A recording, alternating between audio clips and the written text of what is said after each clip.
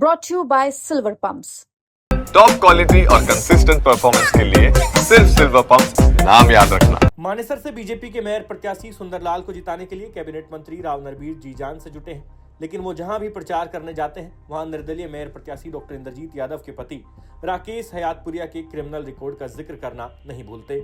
Rao Narbir doctor Indrajit या उनके पति राकेश हयातपुरिया का नाम तो नहीं लेते, लेकिन अप्रत्यक्ष तौर पर उन पर तगड़ा हमला करते हैं। अब तो वो गांव-गांव जाकर डॉक्टर इंद्रजीत यादव के प्रोग्राम करवा रहे लोगों को कह रहे हैं कि गुंडों का साथ मत दो, वापस भाजपा में आ जाओ, सरकार हमारी है और 5 साल सरकार राज करेगी। अंत में आप सुनिए कि नखड़ोला गांव पहुंचे राव नरबीर ने तीखे तेवरों के साथ निर्दलीय प्रत्याशी की किस कदर क्लास लगाई और सुंदरलाल का साथ देने के लोगों से क्या अपील की। अपील करके गया था कि भाई मैं बादशाहपुर से चुनाव लड़ रहा हूँ, मेरी मदद करो, और आप लोगों ने मेरी मदद की। इसका भी मैं पिछले दिनों आपका आभार व्यक्त करके गया। लेकिन साथियों, आज ये नगर निगम का चुनाव 2 तारीख को होने जा रहा है। हमने अपने इस इलाके के भविष्य का फैसला करना है कि हमने अपना ये इलाका किस दिशा और दशा में लेके जाना है। साथियों, ये चुनाव आसान नहीं है। बहुत से लोग ऐसे हैं जो दारू में बिक जाए, कोई पैसे में बिक जाए, कोई पता नहीं किस किस चीज में बिक जाता है। लेकिन हमारा ये जो इलाका रहा है इरवाल का, ये हमेशा शांतिप्रिय इलाका रहा है। हमने कभी भी किसी पंच, सरपंच या एमएलए, एमपी में गुंडागर्दी का प्रोत्साहन नहीं दिया। नगरोला वालों में आपसे पूछता हूँ कि हमारे पूर्वज ये सोच के गए थे कि ये गुंडा यहाँ से राज करेगा? नहीं। आप सोचो, अरे जो विरोधी प्रत्याशी उसका क्या रिकॉर्ड है? बहुत से लोग दारू के चक्कर मारा, कोई थाने के चक्कर मारा, कोई जमीन कब्जाने के चक्कर मारा। अरे कहाँ लेके जाएंगे हम और कब तक हम आपको फिर बचाएंगे? अरे फिरौती होगी, गुंडागर्दी होगी। इस आदमी में कोई कमी है? बीजेपी टिकट दिया तो बताओ भाई, कमी इसमें कमी है।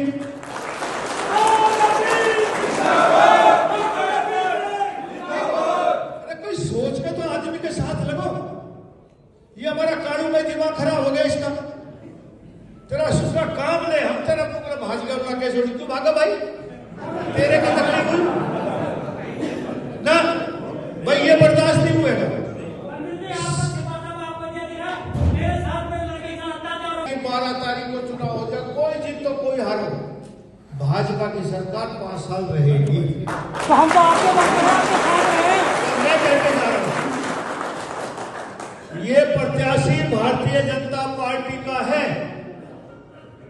ये हारने के बाद भी जीत जाएगा, यूं समझ लो आप। ये जब भी राज करेगा, लेकिन हम बोल के आपको बताता, हम किस दिशा में जा रहे हैं, आने वाली नस्लों को कहां लेके जा रहे हैं। कल को कोई आदमी वोट मांगेगा, क्या कहेगा कि हम गुंडे बदमाश को वोट देंगे, हमारे पूर्वज हमें ये सिखा के देंगे। अरे सुंदरलाल ना पसंद हो किसी और को, लेकिन गुंडा बदमाश को तो बंद दो यार। ऐसा नहीं होना चाहिए। जहां देखो वो सब गुंडा की तरफ लग रहे हैं, ऐसा नहीं होगा भाई। इलाके में ऐसा मत करो, सरदारी बैठ के सोचो, अभी समय है। ऐसा हमारे पूर्वजों ने हमें ये संस्कार नहीं दिए। एक अच्छे सभ्य व्यक्ति को चुनो। आपको याद, मैं आपको एक बात बताता हूँ। मैं 2009 में लोकसभा का चुनाव लड़ा। 2000 बैठे हुआ तो वहां हुक्का पीने लगे बैठ के, तो 5-4 बड़े बूढ़े गुजर अलग बैठ के, गुजरों पे वो कर धरती में ना बैठे, खाट पे भी बैठ गए। तो खाट बैठे, मैं भी हुक्का में घूट मारने लगे। बताओ अब क्या एमएलए किसने बनाओगे? ने बोला आप बताओ। मैं बोले अरे तेजपाल न बना दो, तेजपाल तो गुजर ने मुंह मारा, नो बने। ये नाने भी नो कहे हैं, बोला नो बने। मगर तो क्या कसूर है? शरीफ है, मगर बलात्कारी चाहिए तुमने, गुंडागर्दी वाला चाहिए। अरे शर्म करो, मगर ताऊ तुमने एक अच्छा आदमी मिल रहा है, शरीफ आदमी को मिले, तब कैसे चाहो? और फिर तेजपाल बड़ा, तो ऐसे ही जो शरीफ आदमी है जो बढ़ेगा।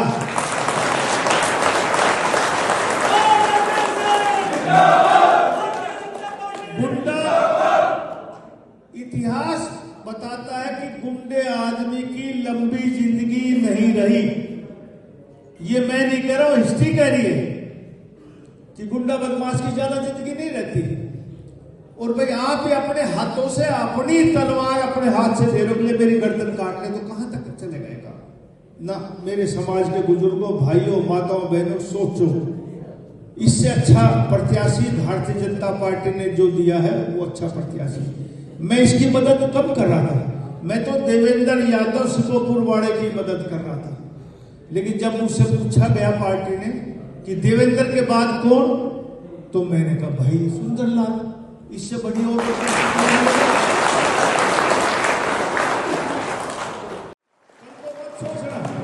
ये ईवीएम की मशीनें सब गांव वाइज खुलेंगी, सबका पता लगता गांव में कौन किसकी वोट दे रहा है। बहुत से लोग अब मेरे पास आते, मैं एमएलए बन गया, सरकार की उम्मीद बहुत कम लोगों को थी, जो बड़े बड़े पार्टी थे ना, बिनु करते कांग्रेस की सरकार बनेगी था ना, तो विधानसभा के चुनाव में कांग्रेस की सरकार बनी नहीं बनी ना। अब जो लोग बीच में हमारे से भाग गए वे अब आमद दरवाजे के बाहर चक्कर काटते हैं। तो भाई बीजेपी की सरकार तो 5 साल हरियाणा में राज कर रही है, तो बाहरी चक्कर काटोगे, अंदर घुसवा तो रोज थाने तहसील के चक्कर काटने हैं, रोज काम पड़ेगा। संजय कच्ची दारू नहीं बिकेगी। हाँ ना संजय, ध्यान करियो भाई, तू सबसे ज्यादा प्रोग्राम कर रहा है इन गुंडों का ना, ठीक नहीं। मैं भाई का हाथ जोड़ के प्रार्थना कर रहा हूं, बदल जाओ अभी समय। बंदर और लंगूर में क्या फर्क है भाई? बंदर सुना छलांग मारे ना बीच में पड़ जाए, और लंगूर 30 फुट की छलांग मारे, यदि 28 फुट कूद गया और 2 फुट ना पकड़ पाए तो वापस 28 फुट आ जाए, तो लंगूर बढ़ जाए, वापस आ जाए 28 फुट। अरे तेरा मेरा हमारा राजनीतिक बहुत पुराना रिश्ता, तू कहाँ गुंडों के चक्कर पड़ रहा भाई? आ जा वापस। और गांव के कोई और सरदारी के लोग हैं तो नरवीर सिंह हाथ जोड़ के प्रार्थना कर रहा है कि वे भारतीय जनता पार्टी का साथ दो। नगरोला वालों, जो तुम काम चाहोगे ना वो कान पकड़ के काम करवा लो, लेकिन एक कोई कसर नहीं छोड़ेंगे। मैं अपने हल्के में भी कहा करता, चांद तारे सितारे नरवीर सिंह नहीं तोड़ के ला पाएगा, लेकिन एक एमएलए, एक मंत्री के हैसियत से जो कुछ आप लोग इच्छा करोगे ना वो सारी पूरी कर दूंगा, लेकिन भाई को बढ़ा दूंगा। जय हिंद, राम राम।